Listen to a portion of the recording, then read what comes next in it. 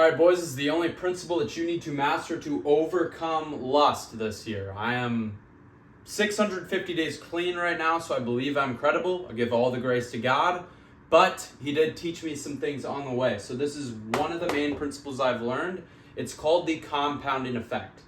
If you want to overcome sin, logically, first, you need to understand what sin is, how it takes root within your mind, and how it grows, how it comes about and manifests into the physical realm. Because if you don't know how it comes about, you can't beat it. So this is exactly where you are when you are initially being tempted. When the devil starts knocking at your door, sometimes if you struggle with falling into that cycle and you're probably about a week free and a week in on Sunday night, he comes knocking at your door. Picture yourself in that environment. You are right here. You have two options. You have free will. You can either go the Christ-like way, you can use Christ's strength, overcome temptation, deny your flesh, further your development as a biblical man. That's one. Or you can succumb. You can succumb and agree with the devil. You can say, yes, I will continue to poison my soul. I will sell it off. I will pretty much emasculate myself and give in. That's another option. And you see the sign right here. You can go two ways. It doesn't matter. But I want you to notice something very crucial. And this is why I drew it like this, and this is how you need to think of lust and any sin in general. Is the road starts off relatively straight. Okay? I mean, maybe I didn't draw it perfect, but the road starts off relatively straight, and then it gradually increases exponentially. It compounds, either for good or for bad. So in the beginning, it's not too hard to say yes or no. But as time goes on, and you consent to ideas, conversate with either an angel or the devil, you make small actions, they compound on each other, and it starts rolling down the hill. The snowball gains mass and power and velocity. And in about 5 decisions, 5 quick split-second yeses or nos, you are all the way over here and you have no shot at getting back over here. Or, on the contrary, you have made the right first couple decisions and you are over here on your way to overcoming that temptation. So, if you want to overcome, you need to understand that the only place you are going to beat it is in the beginning, when the devil is knocking at the door.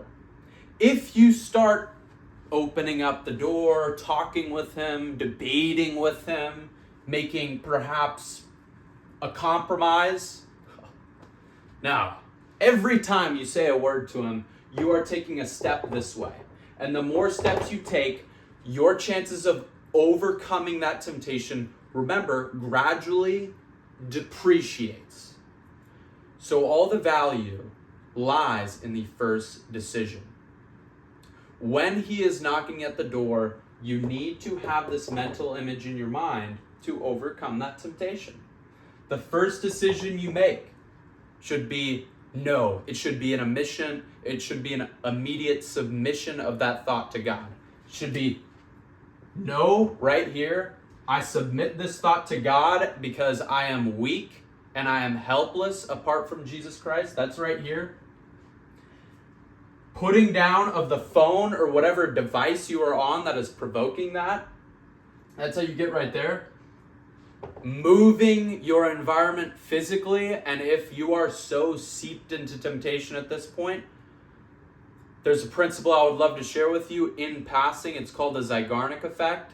It's basically what explains the snowball effect. If you do a little small action in the right direction, the chances of you doing another one in that same direction is higher. So if you simply just move your foot to the right 1 inch, if you're sitting in bed, you improve your chances of being able to move your leg, therefore your body, and move to another room and escape the lustful environment. There's another one. Go to another room, get in your word. Replace that lustful thought with a noble, righteous, and holy thought by listening to a worship song, getting in God's word, calling a friend, whatever it may be. And look, you are gradually making your way down this exponential success, this exponential path to victory. And that's the beauty in it, is these first couple steps right here matter the most. And if you don't choose right in the beginning and you make a couple compromises right here, you're doomed. Lost cause. All the values in the beginning. Be very cautious and vigilant of how you conversate the devil when he's knocking at your door. Last point I want to make. It doesn't have to be this laborious and tedious all the time, thanks to habit formation and neuroplasticity. Because once you do this successfully 3 to 6 times, you will start forming new neural pathways within your mind, or you will start forming new subconscious habits, where instead of impulsively walking this route, you impulsively walk this route. That's how habit formation works.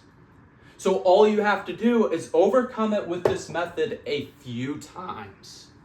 Like I said, like 5 to 10 times, and now all of a sudden you will realize yourself automatically predisposed, preconditioned, and gravitating towards Christ when you're confronted with a temptation, rather than the devil when you're confronted with a temptation.